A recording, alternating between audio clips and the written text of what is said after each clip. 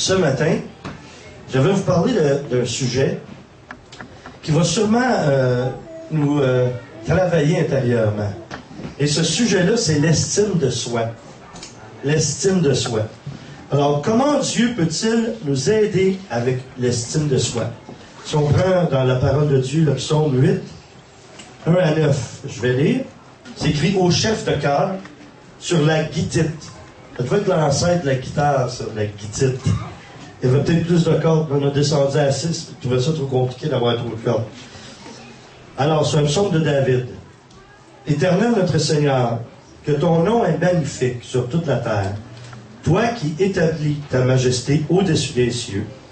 Par la bouche des enfants et des nourrissons, tu as fondé ta force à cause de tes adversaires pour imposer silence à l'ennemi et au vindicatif. Quand je regarde tes cieux, ouvrage de tes mains, la lune et les étoiles que tu as établies, qu'est-ce que l'homme pour que tu te souviennes de lui, et le Fils de l'homme pour que tu prennes garde à lui. Dans d'autres traductions bibliques, c'est pour que tu en prennes souci, en fait, pour que tu prennes soin de lui. Tu l'as fait, écoutez, c'est important d'écouter ça comme il faut, tu l'as fait de peu inférieur à Dieu, et tu l'as couronné de gloire et de splendeur. Tu lui as donné la domination sur les œuvres de tes mains.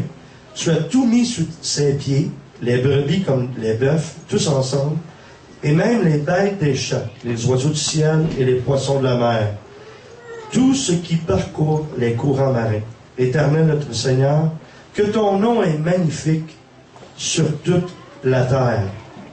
Donc, premièrement, notre valeur, elle est enracinée dans la valeur que Dieu nous porte. Notre valeur est enracinée dans la valeur que Dieu nous porte. Il n'y a pas personne ici qui est n'importe qui. On est tous quelqu'un.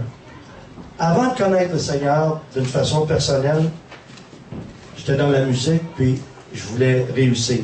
C'est pas mauvais. Mais le fond de ma réussite, c'était la reconnaissance. Les artistes veulent tous la reconnaissance. C'est pour ça que ce sont les applaudissements, les acclamations, les ovations qui les nourrissent. Parce qu'ils ne se nourrissent pas à la source parfaite qui est Dieu, qui peut combler notre cœur. Hein? Augustin dit qu'on a un espace dans notre cœur, il y a un vide là qui a été créé par Dieu exprès pour que seulement lui puisse le combler. Donc on a beau chercher, on a beau faire n'importe quoi, mettre une bouteille de boisson là-dedans, mettre de la drogue là-dedans, de la sexualité dans cet espace-là, jamais ça sera comblé par ça. Jamais. Pour ça, il restera toujours quelque chose, un vide qui est là pour qu'on puisse chercher Dieu.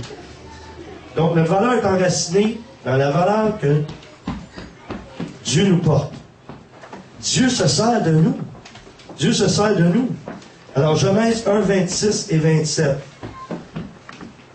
Dieu dit, faisons l'homme à notre image, selon notre ressemblance, pour qu'il domine sur les poissons de la mer, sur les oiseaux du ciel, sur le bétail, sur toute la terre et sur tous les reptiles qui rampent sur la terre. Dieu créa l'homme à son image, il le créa à l'image de Dieu, hommes et femmes. Il les créa. Comme il disait en anglais, Dieu a créé Adam and Eve, il n'a pas créé Adam and Steve. Oh. Ce qui signifie que c'est hommes et femmes qui a créé. C'est comme ça que Dieu veut les choses. D'accord? On n'est pas fait pour être marié avec le même sexe. Et souvent, on va dire, ou des gens qui vivent cette situation-là vont dire, « Ah, vous, les hétérosexuels, vous pensez seulement à la question de la procréation. » Mais les gens qui disent ça, il a fallu qu'il y ait un homme et une femme pour les faire en quelque part. Prenez deux personnes du même sexe, mettez-les sur une île déserte, puis allez une génération plus tard, puis tout ce que vous allez trouver là, c'est un paquet d'os. Rien d'autre. Donc c'est Dieu qui a créé comme ça, l'homme et la femme, et ça le dit clairement. Dieu nous a fait à son image. C'est son image à lui, l'homme et la femme. Luc 12, 6 et 7, Jésus a dit, « Ne vantons pas 5 moineaux pour 2 sous. Cependant, Pas un d'eux n'est oublié devant Dieu. Et même les cheveux de votre tête sont comptés. Soyez donc sans crainte, vous valez beaucoup plus que beaucoup de moineaux. Un de mes cousins qui m'a fait rencontrer le Seigneur, il avait commencé à perdre ses cheveux dans la trentaine. Il me faisait rire, parce que quand on se rencontrait, il me disait ça presque à chaque fois. À cause de ce verset-là, ça disait « Et même les cheveux de votre tête sont tous comptés. » Jésus a dit ça. C'est comme si quand t'es père, il est compte. Ou il sait combien on en a. Mon cousin, il me montrait en arrière, il calait un petit peu, puis il faisait ça, puis il disait « Wow, le Seigneur s'en est permis pas mal le matin. Là. Il en a compté pas mal le matin. Là. » Mais c'est pour nous faire réaliser à quel point Dieu est attentif à nous. Il est vraiment tout-puissant et souverain. Là. Tu sais, on pourrait dire, oh, c'est le Seigneur, le temps de commencer à compter nos cheveux. Mais c'est pour nous faire réaliser à quel point il est attentif à nos besoins. On pense que quand on prie et on crie vers lui, oh, il ne m'entend pas, il ne m'exauce pas. Il va t'exaucer selon son plan parfait. Il ne t'exaucera pas en dehors de ça. Si un enfant de 5 ans commence à prier, puis il va avoir une motocyclette, une Harley Davidson, il n'est même pas capable de la tenir debout. Pourquoi tu lui donnerais ça? Mais nous, dans notre vie spirituelle, parfois, c'est la même chose. On demande des choses qui sont... C'est pas le temps pour nous, ou c'est tout simplement pas quelque chose que Dieu veut pour notre bonheur. Parce que tout ce qui exauce pour nous, c'est pour notre bonheur. C'est pour qu'on soit heureux. Nous, on pense que si on avait, par exemple, plus d'argent, si on était riche, on serait plus heureux. On ne le sait pas. On serait peut-être plus malheureux. C'est pour ça que Dieu nous en donne peut-être pas plus. Parce que Dieu nous a promis, nulle part dans la parole de Dieu, qu'on serait tous milliardaires ou millionnaires, mais il nous a promis qu'il prendrait soin de nous, par exemple. Qu'on serait nourris, logés, habillés. Ça, ce sont des choses essentielles que tout le monde devrait avoir. Même dans les pays sous-développés. C'est à cause de l'homme qu'ils n'ont pas tout ce qu'ils ont besoin. C'est pas à cause de Dieu. Je vous avais raconté déjà qu'il y avait une petite fille au Mexique pour gagner de l'argent, quand elle voyait des missionnaires qui passaient en Jeep, puis à un moment donné, il pleuvait, il y avait plein de boue. La petite fille, elle avait les phares des Jeeps, puis elle faisait signe aux occupants du véhicule, « Je veux de l'argent, aidez-moi. » Et puis là, il y a un missionnaire qui a passé, la petite fille, elle avait les phares, puis il a donné de l'argent. Là, quand il est parti, il a commencé à dire au Seigneur, « C'est possible, c'est pas possible. Qu'est-ce qui se passe, Seigneur? Fais quelque chose. Fais quelque chose. Pourquoi tu fais rien? Tu vois pas la situation? » Puis là, Dieu, il a dit, oui, je fais quelque chose. Je t'ai fait. Chacun de nous, il nous a fait pour qu'on fasse quelque chose. Il ne faut pas toujours attendre, ah, m'entendre, ah, il y en a un autre, puis, ah, il est bon là-dedans, là. Elle est bonne dans ça, on va l'aider. Si chacun de nous, on aide de la façon qu'on peut aider, le monde va être transformé. Mais on a chacun une part de responsabilité. Tout le monde peut aider quelqu'un d'autre. Il y a des gens qui sont dans la rue et qui sont capables de s'aider entre eux autres. Plus que certaines personnes qui ont les moyens d'en faire beaucoup plus. Mais c'est ici. C'est le cœur. C'est ça qui est important. C'est ça qui est important. Donc, nous avons de la valeur aux yeux de Dieu. Puis notre valeur ne dépend pas de l'opinion, ni de ceux qui nous entourent, ni sur notre performance, notre apparence ou nos accomplissements. Mais Dieu nous estime et prend soin de nous parce que nous avons du prix à ses yeux, il nous aime et nous lui appartenons. Ceci est suffisant pour affronter la vie sans crainte. Nous pouvons, par contre, nous évaluer, selon notre mesure de foi, avec humilité. La Bible dit dans Romains 12, 1 à 8, « Je vous exhorte donc, frères, par les compassions de Dieu, à offrir vos corps comme un sacrifice vivant, saint, agréable à Dieu, ce qui sera de votre part un culte raisonnable. Ne vous conformez pas au monde présent, mais soyez transformés par le renouvellement de l'intelligence, afin que vous discerniez quelle est la volonté de Dieu, ce qui est bon, agréable et parfait. Vous pourrez lire jusqu'à 8, je vais arrêter là. Je vais aller jusqu'à 3. Par la grâce qui m'a été donnée, je dis à chacun d'entre vous de ne pas avoir de prétentions excessives et déraisonnables, mais d'être assez raisonnable pour avoir de la modération, chacun selon la mesure de foi que Dieu lui a départie. Donc, chacun de nous a reçu une mesure de foi, puis on ne peut pas se comparer aux autres. Moi, je ne peux pas exiger de vous selon la foi que Dieu m'a donnée à moi. On ne peut pas exiger des autres selon la mesure de foi que Dieu m'a donnée à moi. Moi, je ne peux pas mettre sur vos épaules la condamnation ou essayer de vous culpabiliser en disant combien de miracles vous faites par semaine? Combien de guérisons vous faites par semaine? Combien de délivrances que vous faites par semaine? Combien de personnes qui sont sauvées à travers vous par semaine? Je n'ai pas le droit de dire ça. Je n'ai pas le droit de faire ça. Parce que ce serait de vous comparer à ce que moi je vis. Je peux vous exhorter, je peux vous encourager à témoigner et de faire de votre mieux selon vos possibilités puis vos qualités, vos dons. Et Dieu veut vous utiliser. Mais je n'ai pas le droit, moi, de vous imposer cela. Mais je peux vous exhorter à vous laisser transformer dans votre intelligence.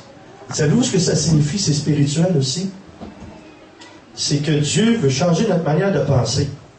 Vous savez, au Québec, on a cette mentalité-là. Combien de fois on a dit ça? Moi, je ne prononce pas ça du tout sur le peuple québécois.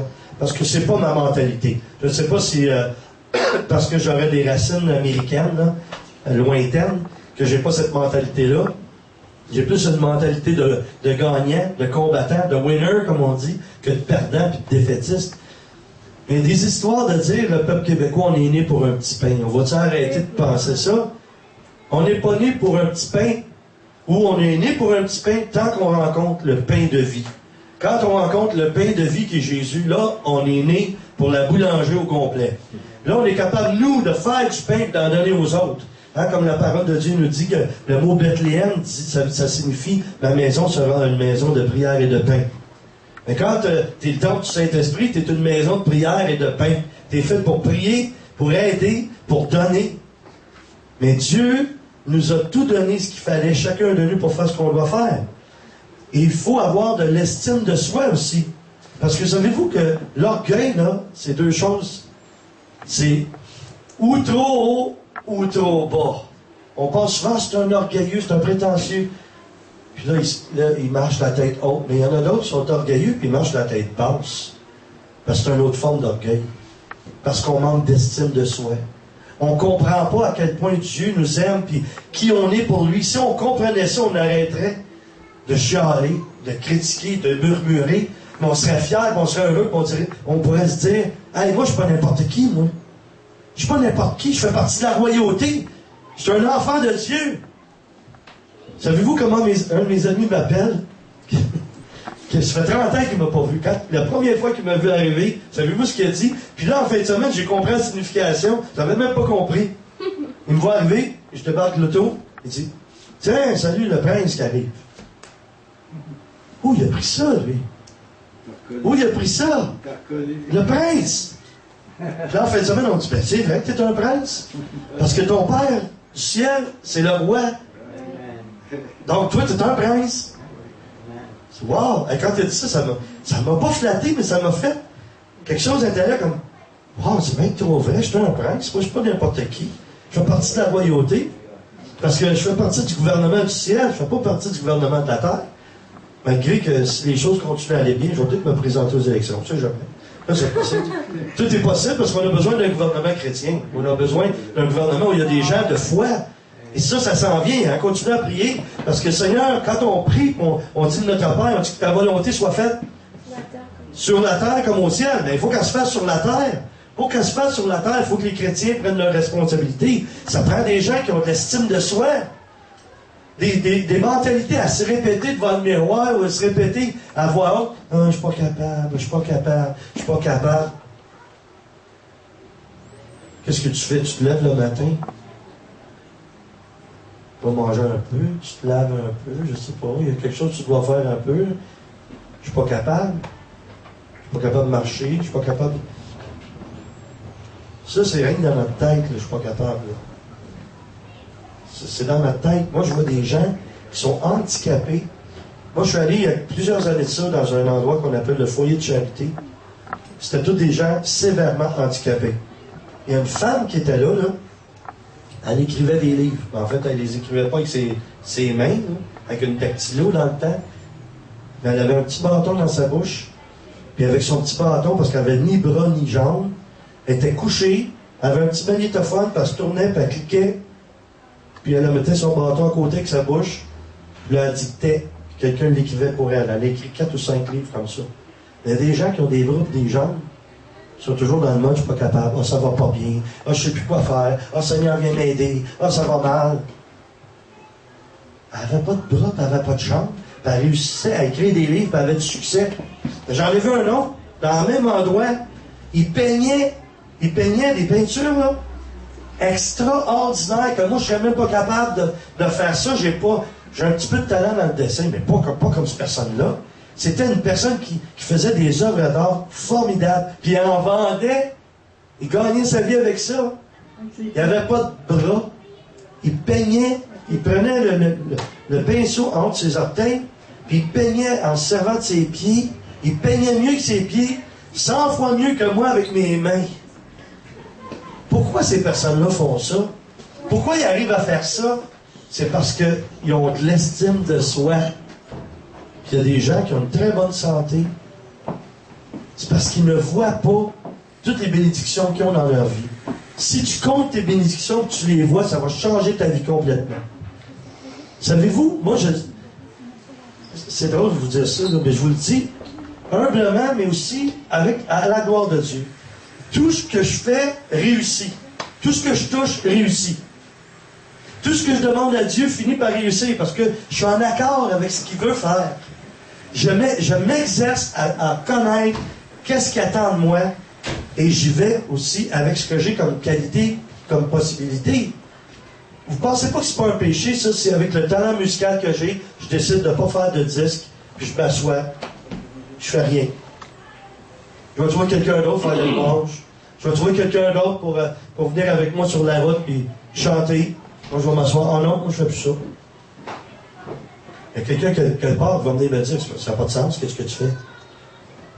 Il y a eu un temps où je jouais plus de piano que de guitare. J'ai des amis à moi qui ont eu assez d'amour pour me dire quelque chose qui m'a dérangé. Là. Ils sont venus me voir, ils ont dit Daniel, jouer de la guitare comme tu joues, là, c'est un péché de plus jouer. J'ai pas aimé ça, me faire dire ça. Parce que dans mon cas, c'était comme j'ai décidé d'évoluer, de changer, puis de faire autre chose. Là, j'ai décidé de développer à jouer du piano. J'avais décidé ça. Mais ça, c'était pas ce que Dieu voulait seulement. Oui, c'était bien, il voulait que je développe ce talent-là, mais il voulait que je continue à développer mon talent à jouer de la guitare. Parce que ça rejoint des gens, parce que ça bénit des gens. Savez-vous, moi, je vais vous dire une chose. S'il vous plaît, ne me privez plus des bénédictions que Dieu veut me donner par vous autres. Faites ce que Dieu vous demande, parce que moi, j'ai besoin que vous me bénissiez. J'ai besoin de recevoir des bénédictions à travers vous autres. Puis, je vais vous dire la même chose comme il dit. Vous n'avez pas le droit d'empêcher Dieu de passer par vous. Et ce qu'il vous a donné, vous allez être redevable devant lui des talents et des qualités qu'il vous a donné si vous ne les avez pas développés. Alors, Jésus a parlé de paraboles à propos des talents. C'était des unités monétaires. Mais on peut prendre le mot talent et utiliser ce même mot-là pour dire mes qualités, mes talents que j'ai reçus, les dons que j'ai. Dieu veut qu'on s'en serve.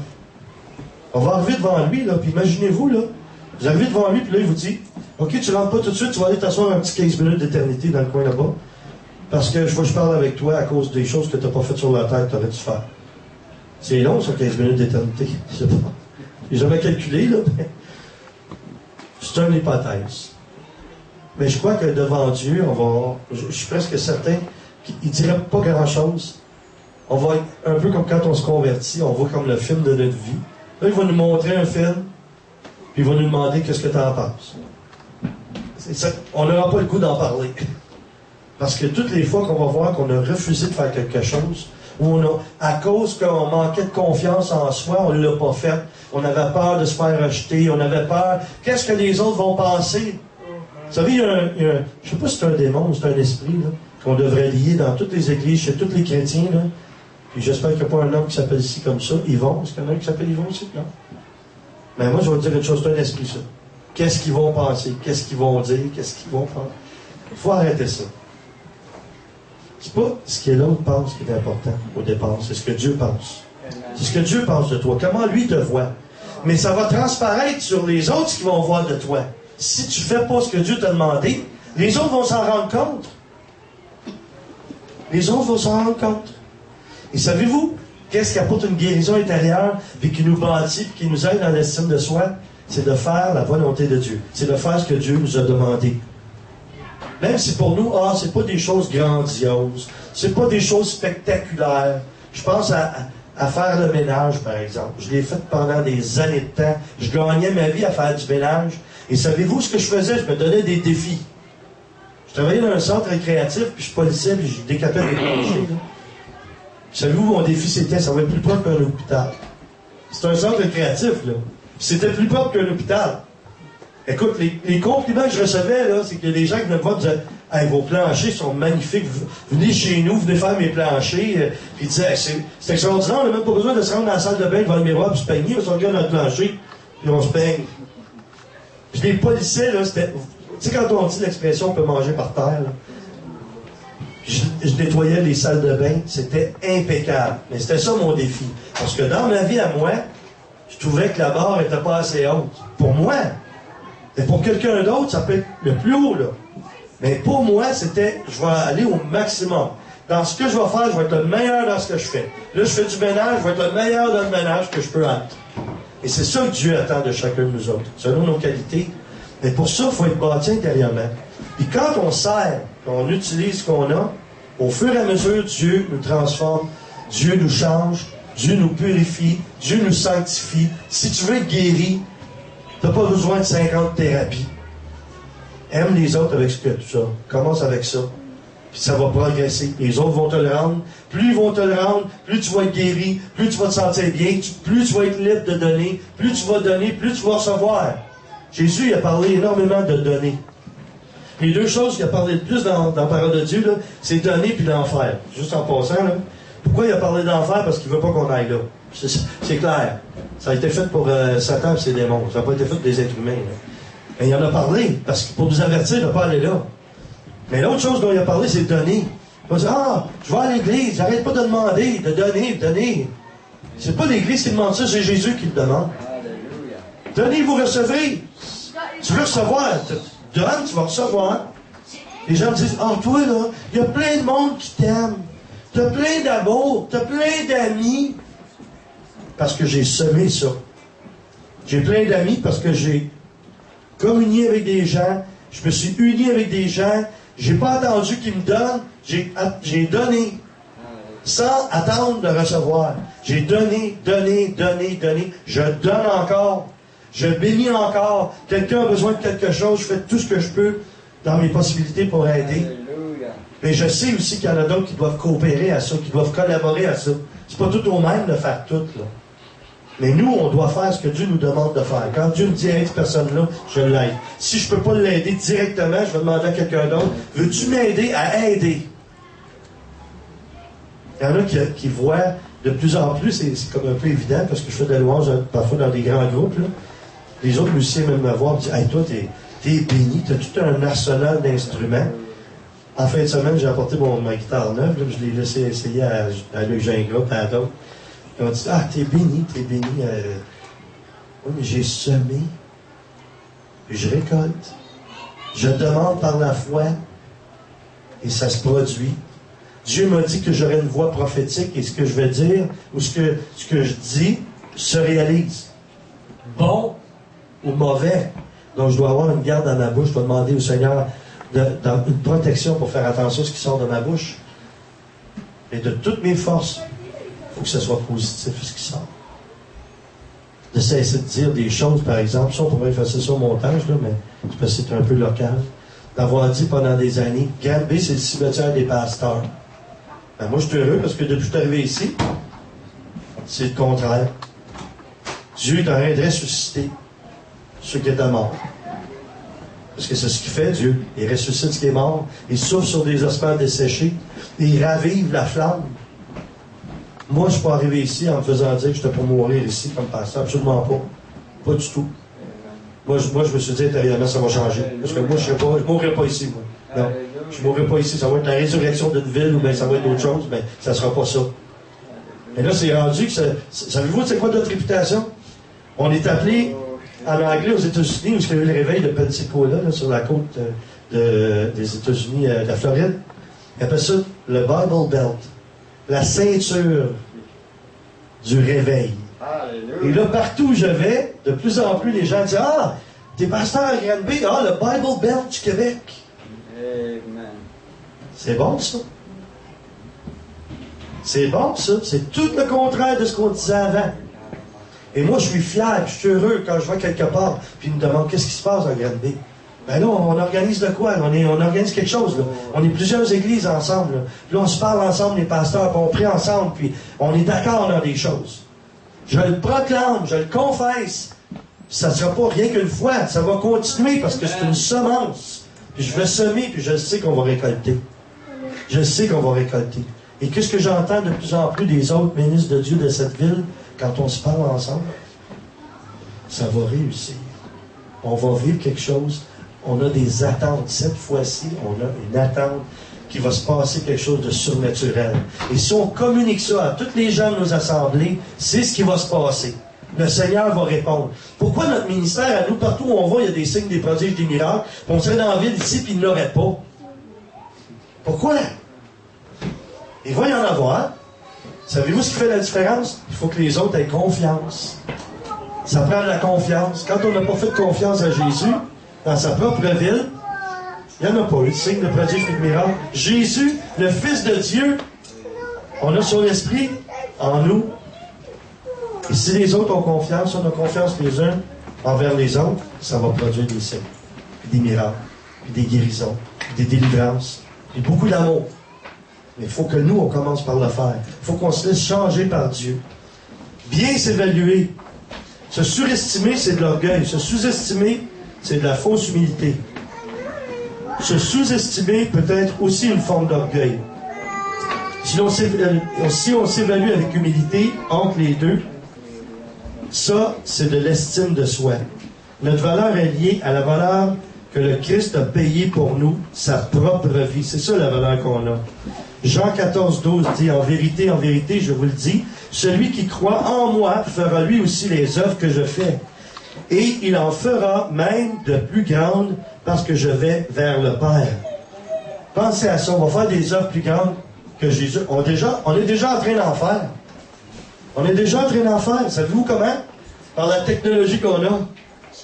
Moi, je suis en train de prêcher, je suis en train d'annoncer la parole de Dieu en ce moment, là. Puis il y a des milliers de personnes qui vont voir ça. Plus de monde vont voir ça, rien que cet enseignement-là, que quand Jésus prêchait à des foules. C'est puissant, ça. Ça n'est rien qu'une chose, là. Il y en a beaucoup plus de choses qu'on voit même que Jésus n'a pas fait pendant qu'il était ici. Alors, on doit nous évaluer selon les critères de Dieu.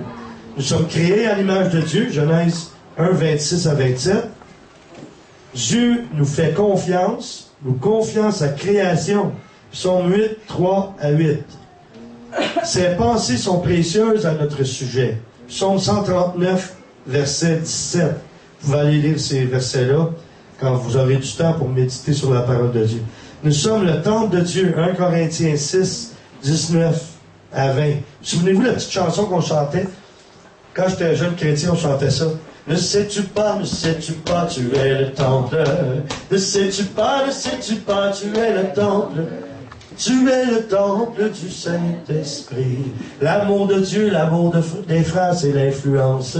C'est toutes des belles petites chansonnettes qui avaient une puissance. Là, on chante maintenant. Puis là, les chants, Dieu va nous donner de revenir à des anciennes chansons, comme on a chanté tantôt, mais avec son onction dessus. Parce que les plus vieux comme les plus jeunes vont embarquer là-dedans, puis vont avoir une communion entre les générations en plus. Parce que l'Église, c'est des plus jeunes aux plus vieux. C'est pas juste une génération. Moi, d'entendre des prophéties et dire les femmes vont être utilisées pour le réveil. Les enfants vont être utilisés pour le réveil. Mais moi, je vous dis, tout le monde de tous les âges vont être utilisés pour le réveil. Pensez-vous que Dieu va choisir rien qu'un groupe de personnes? Il ne fera pas ça. Il n'a jamais fait ça.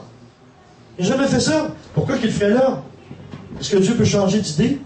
Il change d'idée sur des choses, mais quand il change d'idée sur des choses, il y a toujours la ligne de fond qu'on appelle son amour. Il ne rejette personne. Tout le monde est inclus dans ce qu'il veut faire de merveilleux et de grand. On continue. Nous ne sommes plus des esclaves, mais nous sommes libres. Galates 4, verset 7. Je vais juste m'arrêter sur ça quelques secondes. On n'est plus des esclaves. Moi, ce que j'aime, là, je vous l'ai dit, hein, regardez mes belles bretelles, je les claquerai pas, là, je vais faire attention. Mais la première fois que j'ai mis ça, vous vous souvenez de ce que je vous ai dit? Je les avais mis trop serrés, je connais rien là-dedans, moi. J'avais l'impression que j'étais comme un bébé dans un Jolly Jumper. Ça tirait, je marchais presque avec le dos courbé, il était bien trop serré. Aussitôt que je faisais ça, mon pantalon, il m'a remonté. Puis là, je les ai ajustés. Mais je sais pas pourquoi. Avec ça, c'est comme si je me sentais léger. Tu sais, je marchais, on dirait que mes bretelles aidaient à mon pantalon restait en haut. Tu sais. J'avais un pas de liberté. Mais quand Dieu nous tient, lui, il nous tient par sa grâce puis son amour, c'est comme on a un pas léger. On est plus lourd. Tu sais, quand on est plein de fardeaux, c'est lourd. Ah, c'est lourd, c'est toujours difficile, c'est lourd. Puis... Hey, attendez-vous que le Saint-Esprit il descende, là, puis il vienne vous chatouiller pour vous libérer complètement, rien que par le rire. Là. Si c'est nécessaire, il va le faire, mais je vous garantis, quand il va commencer à le faire, vous allez trouver ça dur. Parce que quand on dit à quelqu'un, arrête de me chatouiller, arrête, là, arrête, je suis capable, arrête, là, on pense qu'on va mourir tellement qu'on se fait chatouiller, là. Ben, moi, je vous le souhaite si vous avez besoin de ça. Vous allez crier, oh Jésus, arrête, je suis capable, arrête, je suis capable. Parce qu'il peut vous libérer par le rire aussi, hein. Moi, je commande ça, je demande ça. Je commande, mais je demande au Seigneur qu'il fasse ça pour le Québec. Si on a des festivals d'humour, qu'on a des festivals de rire dans l'Esprit de Dieu. Moi, j'ai hâte de voir des chrétiens, ils vont être crampés, là. Ils vont avoir mal au ventre, mais pas parce qu'ils sont malades, mais parce qu'ils rient tellement qu'ils ont du plaisir. Tu sais, ah, c'était tellement bon la dernière réunion. Qu'est-ce que tu as retenu de la prédication? Je ne sais pas, mais mon pantalon était tout mouillé tellement j'ai ri. C'est ça que j'ai retenu, moi. Les autres vont dire, hey, qu'est-ce qui se passe dans ces réunions-là? Ah, viens voir ça, on a du fun, on danse, on saute, on loue le Seigneur, nous autres, on est libres, on est tellement bien. Vous allez voir ça que la majorité des dépressifs vont tout lâcher leur pilule, là. Parce que s'ils vont dans des festivals d'humour, puis ça leur fait du bien, combien plus Dieu qui a le sens de l'humour, regardez-nous la face, là, tout cas. Bon, il a le sens de l'humour, là. Il est capable de nous libérer, il est capable de nous faire rire plus que n'importe quel humoriste. Moi, il me fait rire souvent le Seigneur, en tout cas, je vous dis, là. Je t'arrête de parler, puis je t'arrête de prier, tout à coup, je vois une image. C'est lui qui met ces images-là. Des fois, je suis tellement crampé que, tu sais, entre nous, on va dire, hey, t'es malade, t'es fou, toi. Ben, pas pour dire ça à Dieu, là, quand même, là. Mais je le pense. Ça le fait rire pareil. Il trouve ça drôle. Parce qu'il veut une amitié avec nous autres. Mais ça touche toute notre estime de soi. Si t'es toujours à terre, t'es toujours écrasé, ça va pas bien, ça ne peut pas être comme ça. C'est pas normal que ce soit comme ça. Parce que Dieu t'a pas créé pour être malheureux, t'as créé pour être heureux. T'as des fardeaux. Laisse-les là, tes fardeaux. Il y a une chanson qui disait ça aussi. Je me souviens quand j'étais sauvé en 79. Il y avait un groupe Adoration, j'aimais cette chanson-là. Ça se disait laisse-les, laisse-les, laisse tes fardeaux aux pieds de ton sauveur. Ben, la chanson est bonne, les paroles sont encore bonnes. Laissez vos fardeaux aux pieds de votre sauveur. Et tu mort sur la croix pour que vous continuiez à porter votre croix qui vous écrase. Si ça vous écrase, c'est parce que vous avez rajouté du poids sur la croix que Dieu veut que vous portiez. Votre croix est supposée vous transformer, vous sanctifier, pas vous écraser. Jamais, jamais. Si ça vous écrase, c'est parce que c'est vous qui faites quelque chose que vous ne devriez pas faire. Parce que Dieu nous veut heureux. Il y a des gens qui me voient parfois et me disent « Hey, toi, t'as l'air d'avoir du fun. » Puis ça n'a pas toujours été comme ça. Puis il y a des bouts que c'est... J'ai pas toujours du fun. Mais j'ai plus de fun que j'ai d'épreuves. Parce que j'ai appris à ne pas rester dans les épreuves. J'ai appris. Quand on fait des erreurs, il faut apprendre de nos erreurs. Moi, c'est pas spirituel, peut-être ce que je vais vous dire, mais moi, je voyais ça comme ça. J'étais comme un chien enragé, là, puis quand ça allait pas bien, j'allais gruger mon os. Avez-vous déjà essayé d'enlever un os à un chien qui aime son os? Attention, il va vous mordre. J'étais comme ça, j'en mordais autour de moi. Le Seigneur me dit, t'as pas été créé pour mordre les autres, là. T'as été créé pour les aimer. Fait que ton os, là, donne-moi ton os. Donne-moi ton os. Puis c'est lui qui est le maître. Quand il y a un maître, là, il arrive près du chien, puis il dit, donne l'ananas. Le chien, là, il va obéir. Il va aller même se cacher dans un coin, puis il va laisser son os là, puis là, il va ramasser l'os. Ben, tu sais, quand on dit, en France, ils vont dire ça, ah, il y a un os. Ça veut dire, tu sais, il y a un problème. Il y a un problème. Mais prends ton problème, puis donne-le au Seigneur. Dis, écoute, Seigneur, ce problème-là, là, c'est pas mon problème, c'est ton problème. Moi, je suis ta fille, je suis ton garçon, j'ai confiance que tu vas prendre soin de moi. Si on a confiance en lui, cette confiance-là, Dieu va la mettre en nous aussi. Parce que, savez-vous, Dieu nous fait confiance parfois plus que nous, on lui fait confiance. Moi, Dieu, là, je ne me serais pas confié ce qu'il m'a confié. Mais lui, il me connaît. C'est lui qui m'a fait. S'il me confie quelque chose, il sait que je suis capable de l'accomplir. La même chose pour vous. Il sait que vous êtes capable d'accomplir ce qu'il vous confie. Il vous a confié des enfants, vous avez la capacité d'en prendre soin. Mais si ça ne va pas bien, dites, papa, faites comme Moïse a fait. Il a dit, Seigneur, j'ai de la misère avec ton peuple, là. C'est difficile avec eux autres, là. Puis le Seigneur a dit, non, c'est ton peuple, Moïse. Il a dit, non, c'est ton peuple, Seigneur. Il a même été jusqu'à dire au Seigneur, Seigneur, repens-toi de ta colère. Il faut le faire.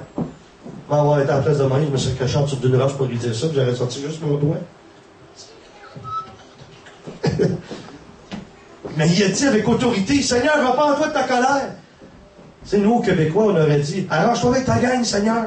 Puis le Seigneur a dit, c'est pas ma gang, c'est la tienne. Mais Dieu, qu'est-ce qu'il a fait? Il a répondu. Parce qu'il a vu l'audace, parce qu'il a vu la foi de Moïse. Même chose pour nous. C'est Seigneur, tu vois, là, les enfants, là, il y en a un, là, moi, tu sais ce que je vis. Là, les sentiments qu'on a, Dieu, il n'est pas indifférent à ça, là. Il veut qu'on puisse lui confier. Seigneur, je te donne ça. Vous savez, la fameuse chanson, Oui, prends tout, là, en anglais, là, c'est, l'original, c'est I surrender all. Surrender, ça veut dire je capitule. Ça, c'est plus que prends tout, là.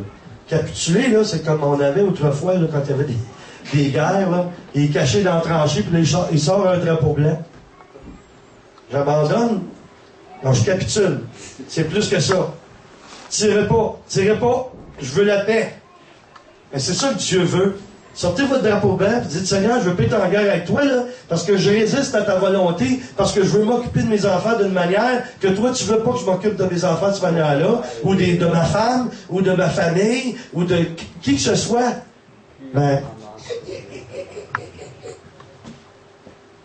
je capitule. I surrender all. Je sors mon drapeau. Là, il va dire, ah, OK, je vois un signe, je vais aller l'aider. Pourquoi?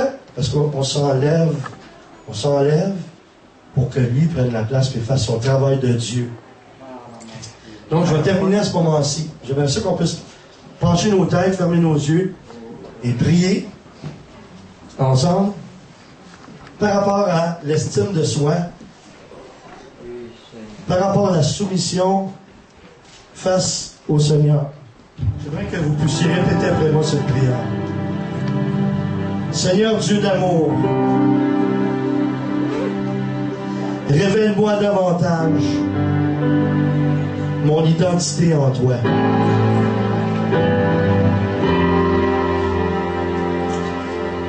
Que je puisse avoir de l'estime pour moi-même et apprendre à me voir comme tu me vois. Quand on dit Amen, ça signifie ainsi soit-il, que cela s'accomplisse dans ma vie. Ce n'est pas seulement un mot pour dire Seigneur, ma prière est terminée. Quand je dis Amen, ça veut dire c'est fini. Ça veut dire que cela s'accomplisse dans ma vie. Ce que vous venez de dire, Dieu veut l'accomplir dans vos vies.